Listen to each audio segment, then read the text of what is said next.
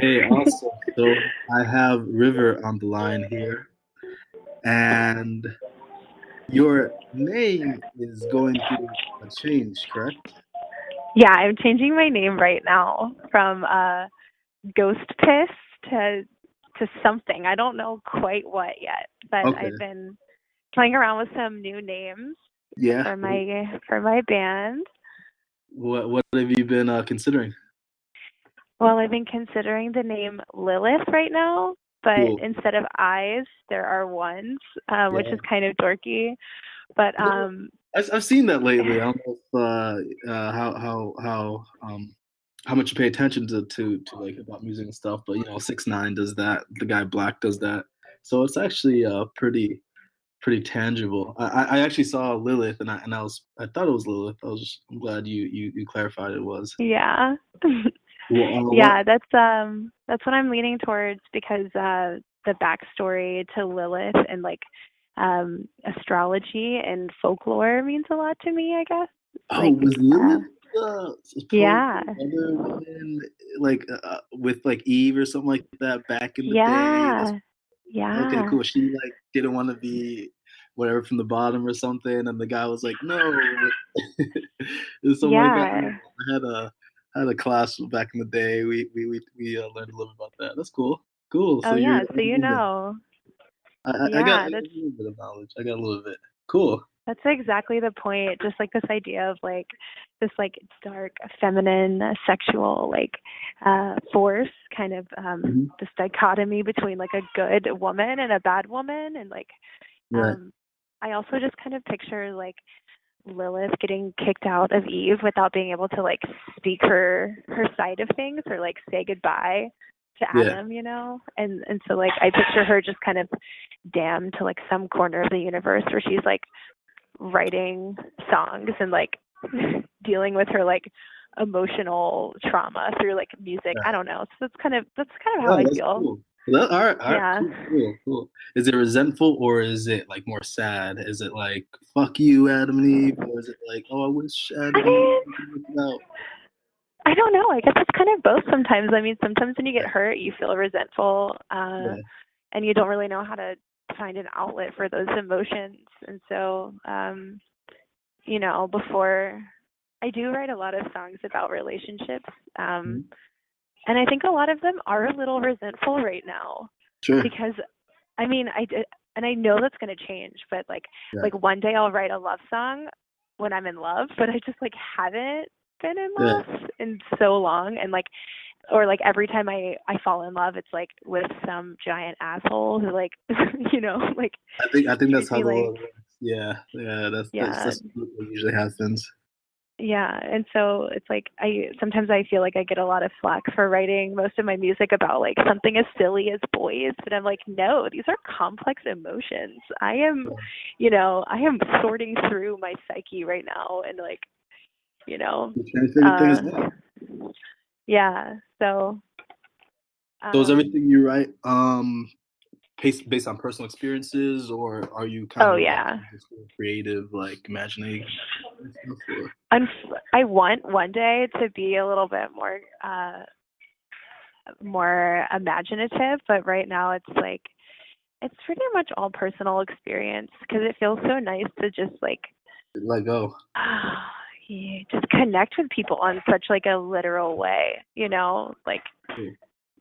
right now I'm just singing about like very relevant situations and to like have people be like I've been through something like that too or like just like literally relate to me. It makes me feel so much less like alone, Yeah, or like that's what yeah. people make music for anyway. You want to be able to connect and have someone go through what you're going through, and that's Mhm. awesome.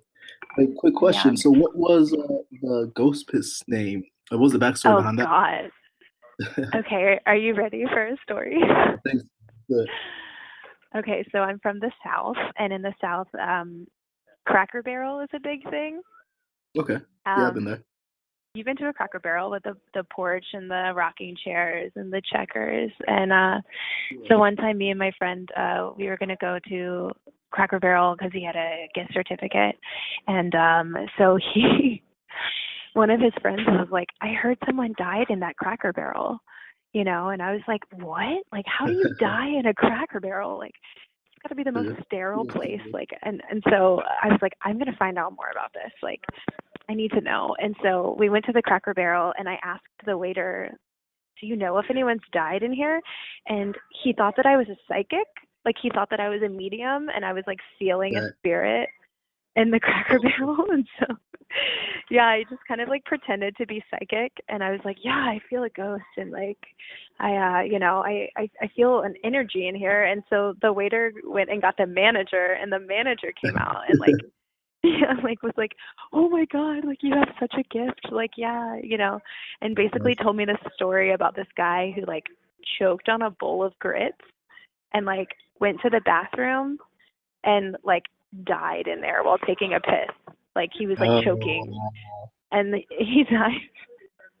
They found him in the bathroom, and I was just like, oh my God. And my friend was like, yeah, ghost piss, like that's your name. I got it. Like, That's awesome. I got it. It's the dumbest story.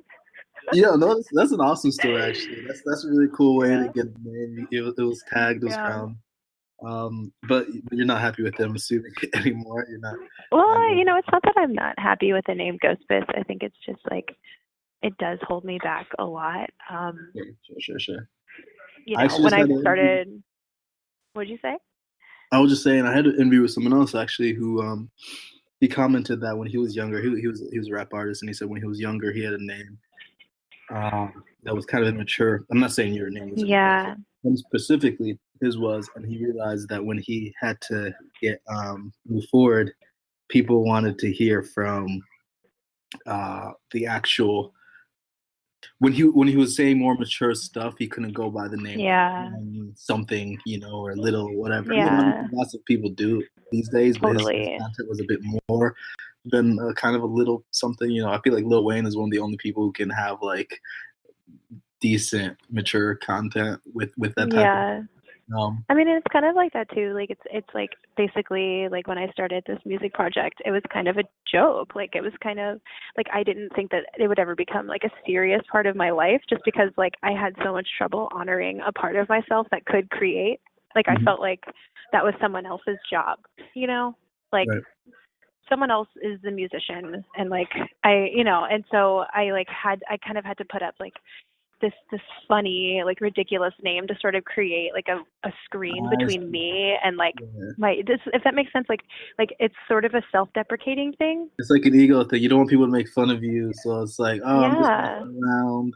But you're hard into it. Yeah, I feel it. It's like putting a wall up. Cool. And now it's definitely and I kind of just now, you know, like I started this project like in my mom's house, like in my bedroom, you know, and it's like kind of getting to be a little bit more serious and I mean, it was always like I always loved this project. It's serious to me, but it's like gaining a little bit of traction. So I'm like, okay, like maybe I shouldn't go by Ghost Piss anymore. Like maybe if I want people to, you know, and I also don't really think it fits my style of music, which I used to really like that. Like I used to like getting booked for like, because when I first started, I wanted to make noise and I wanted to make techno, and then I started making pop, and then so the name is kind of more geared towards that like noise scene, I guess. I see. Yeah. No, well, that's cool. So what inspired you to, you know, take the jump and start making music in the first place? Well, I've made music. I didn't make music, but I played music forever. Okay. That's always been a part of my life, but it's always been like performative, and it's always been classical. And so like you know, I've been doing it forever, and it's just kind of like part of my hardwiring. But like I said, I thought that it was like one person's job to write the music, and like my job was to just like play some old dead guy's music in an orchestra, you know? Like that was just not my role in it. And so then I got asked to be in this like bluegrass band or something, and I started playing like the violin in it, and like I would ask them like, do you have sheet music? Like do you have like the part's already written out. Like, I can't write. Like, I can't do this. And they'd be like, no, like, we all just improv. Like, what are you talking about? Have you been playing music for like 18 years? Like, just like Right. make something up. And I'm like, what? Like, Sure. no. And so, yeah, so how I actually started like writing anything at all was through bluegrass. Nice. So you're like, okay, Yeah. put something together and Yeah. make it coherent. Well, I noticed that when I saw you at the Silent Barn, you're playing a drum machine, or what exactly is that? Mhm. So that's an MC505. It's like an old Okay. Roland. It's like drum machine that it has a drum machine, a sequencer, and a synth kind of all built in together. Cool. Which is really nice. Like, especially playing music around Brooklyn, it's like I have Yeah, all three of these things in one. I Like, I know. don't Yeah, need to bring out, I don't need to bring out a bunch of stuff. And also too, like, especially in electronic music, like sometimes it becomes more about the gear than about the music, which right. sucks. And so it's kind of like sort of like a statement against that. It's like, it can get very like macho, like machismo, like look at all of my gear. And then it's like, cool, but I can do like more than you with just this one thing. Like, it's like, it feels kind of good. Mhm. Which is kind of shitty, but No, that's good. That's really cool. It allows you to kind of open up and be a little bit more artistic. And people are probably always like, "Oh, what is that? Oh, that's so cool!" Like it adds a element, flavor to yeah. your performances. And I don't like computers, so I have never been able to really work with a DAW, like a digital audio workspace. I just like personally, I can't. I still can't. I'm like, that's You make not for all your me. music out of that sequencer. Then interesting. Yeah. So everything I do is analog. Um, and that's how it's going to be forever, I hope. I do, Sure. like, I go to a recording engineer who like records stuff into a DAW for me. Like, I used to just do a 4-track and stuff, Right. but I mean, the thing is like, I don't mind that my music is going into a DAW as long as I'm not the one who has to work with a Right. DAW. Like, as long as someone else can do that and I can just like never look at one, I'm fine. Sure. So Sure. yeah. So how often do you make music? So you create? Kind of just like, I don't put any pressure on myself Hmm. at all. Like, I'm not, and that's like, I have so many musician friends who are like, oh, like I take out this much time a day to like sit down, and it's like, I want to be like that one day, Yes. that'd be nice. But right now it's kind of just like wherever I have time or whenever I feel so strongly about something that I'm like, oh my God, I have to make time for this, like right now. Right. Yeah. Kind of like people who have an occasional cigarette, it's like I'm just like, oh God, like Right. this I is need to my do release right that. now. Yeah, I got Yeah. it. Been there, done that for sure, definitely. Yeah, yeah. Well, I have a question then. What got you your first solo gig, Oh and how my often do you God. perform? What was the second part? And how often do you perform? Okay. So my first solo gig. Oh, great. So I used to play music in Richmond, Virginia, is where I started making music. Mhm. And it was just a boys club. It was just like a weird, like Yeah, sort of like a nepotism feel, just like, you had to know somebody in order to get booked. And like, it right. wasn't very inviting to new bands, especially if you were like, a super femme woman, like, Sure. especially, if you're a woman or like, um, a woman of color, especially. It's just like not a place for anyone but, Right. and so I was making this music and I like wanted to be part of the scene, but no one was booking me. Mhm. And finally my friend booked a show. Like, one of my friends she was one of the first female bookers, like really doing work in Richmond. Mhm. And she booked me for this noise show. And I was like, I've been making pop lately. And she was like, just do that, because like it kind of like my project kind of started because like no one would book me when I was trying to make noise. Right. And so I was like, what's the exact opposite of noise? Right. Pop. Like, Sure. and Yeah. so it was sort of like almost not like a punk move. Like, I'm not trying to be like, no, my music's punk, but like, it was like a total like, fuck you. Like, Right. fuck all of you for ignoring me for so long. I don't even care about you anymore. Yeah. Yeah. And so my friend booked me at this show, and I got up in front of all of these people, you know, who I was trying to impress, and like, I bombed. I bombed so bad. My Yeah. drum machine like didn't work, and like Okay. my throat closed up and I started to cry in front of everyone. Oh wow. And yeah, I like took my stuff down and I went to Cookout, this like fast food restaurant in Virginia, and like got like two like giant orders of food and just like stress Right. ate in my car. It was like, I'm literally never doing that again. Like, But you so I did. like, yeah, I did. I vowed to never play another show. And then, you know, I like slowly started playing again, and like every time it was like still just like a really nerve-wracking experience. But then after I moved to Brooklyn, it's like it's so much different up here. Like, I don't Right. know, like you can play so many different places, and like every night it's like a whole new crowd. Right. And something about that's so exhilarating to me. Like, you know, in a small town like Richmond, like okay, so what? I play once a week, and like everyone's gonna be bored of me. Like, Yeah. Yeah. Yep. yeah. And Right. so here it's like, I'm like, how often can I play? It's like exciting. Like, who, you know, like one time I played at a jazz club. I got booked at Yeah. a jazz club, and I was like, why? Like, Yeah. Yeah. Me too. Yeah. okay. You Yeah. know, and then there's like this like challenge of like, can I connect to these people who like hate pop, you know, or like you just like you get put in these positions in New York that are so unique that you're just like, this is fun for a performer. Like, Right. you know, because I mean, ultimately as a performer, you're trying to convince people that like you have something in common, that you have common ground, you know. Mhm.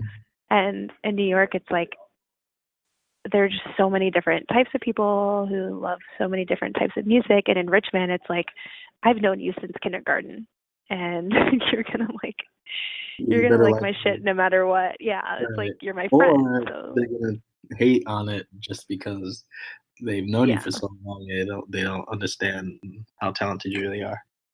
But absolutely. It's like a very different, just a different dynamic. And so, yeah, I try to play as often as possible. And I, I've never asked for a show. So right now I'm like in this phase of nice. like only playing things that people have asked me to play, Right. Cool. just And to how did kind you of build that see network out here? what. And how did you end up building that network out in Brooklyn, where people started coming to you and asking you to perform?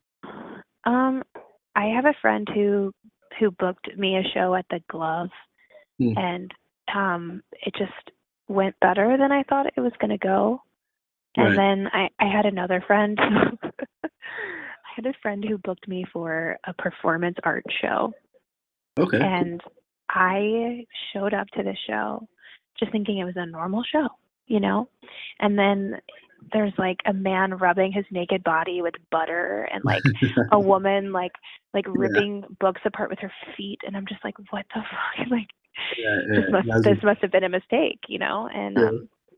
And it went so bad because the sound guy like cut my sound down, and we ended up getting in an altercation like during my set, you know? Right. Right. Because I'm like this is my art. Like, I've watched you all like flail your bodies around for hours, Yeah. and now you're gonna turn Amazing. my sound down. It's like, and so I got in this fight with the sound guy, and someone in the audience like approached me and was like, hey, I book shows, and like that was kind of fucking awesome, like watching Cool. this, and like I want you to maybe say that for you'd want to yourself. play again. Yeah, and so it's just kind of like I just kind of let it unravel from there. Cool. Like at each show someone's like, oh, like I have a show on da da da, and it's like it's been kind of fun Yeah. that way. I don't want to Yeah. keep doing that. I'd like to be more intentional about like what shows Yeah. I play with who. Hmm. But so far it's just been kind of fun to see like, where can this take me? Like, just kind of like taking my hands off the wheel and just like letting myself get into these situations, or like, you know, because you meet so many interesting people that way, instead Yeah. of just like having someone who books for you and like deciding like your path and like kind of who you associate with, you know. Right. So it's been like probably the best decision I've ever made. So what's So, next? Let me ask that. I don't know. I'm kind of Sure, I like mean, trying yeah, to figure that out. I okay. have been I'm working on a new EP right now. I've never Cool. released anything before, so I'm like, I Well, you got have to do something that. on Spotify. You have the Nancy song. Oh yeah, you're right. I forgot about that. Yeah, that was just kind of fun. Like that was kind of just a joke, you know? Right. Yeah, Nancy Oh Nancy is like a remix. It's not even a remix. It's just like whenever I write a song, I try to write two over Mm. the same beat. I just think it's fun. So like every song I have has like the one that's going to be on an EP or like on a recording, and then there's like the one that I kind of like sing. Nothing wrong. Sometimes I sing both live, you know, or I'll just like, it's kind of fun. Like, how can I make a totally different song out of the same ingredients, you know, the same, like Mhm. the same components. But it's like, I try to make a totally unique song. And so Nancy was like a morphing of another song that I have. And it just so happened that Stranger Things was coming out with a second season. And so I was like, I guess I'll just put this out. Perfect. Cool. like, So you said yeah, you have but your EP coming out though. So you have your EP coming out yeah. this year, and then possibly more shows in the Oh, hell future. Seeing yeah. what this has to Fuck yeah, offer. more shows. Definitely more Cool. shows. Shows are like my favorite thing in the world. So, Awesome. And you're great. You definitely have a presence. I can definitely vouch for that. do you think so? Yeah. I'm going to be So making how? some music videos too, probably, which will be Oh, really nice. fun. Yeah, I've never done anything like that before because I'm not a very Yeah. visual person, Yeah. you Yeah. know. Sure. Let me So know if you it's kind of, need that as well. But how can yeah. people get in touch with you? Where can people find you? What's what do you what would you tell somebody who's pursuing music for the first time and what do people know about you? Um, I guess people can find me on the internet. That's where I live. I'm on Instagram. Um, I'm my Instagram is Riva Vera, which is my childhood nickname. I'm Cool. probably going to change that soon. But yeah, I have a SoundCloud under Lilith. It's L1L1TH. Or Cool. wait, is that how you spell Lilith? It's basically just No. Lilith, but with ones. Okay. Cool. So Cool. Two edgy. ones, you said? Yeah. What? We'll figure it out. I'll type it out so people will figure it out. No worries. Okay, good. Yeah, that sounds great because I can't spell worth a damn. So, but yeah, I'm out there on the internet, On floating the around on internet. the internet. Cool. Yeah, yeah, Awesome. Hey, well, Lilith, it was a pleasure speaking with you, yes, and of course. we can catch up again and do this and get a Thank little you. fast forward action going on. Awesome, Lilith, Yeah. River, Ghost Pit, all the above. Have a great 2018. Yeah, thank you so much for talking to me.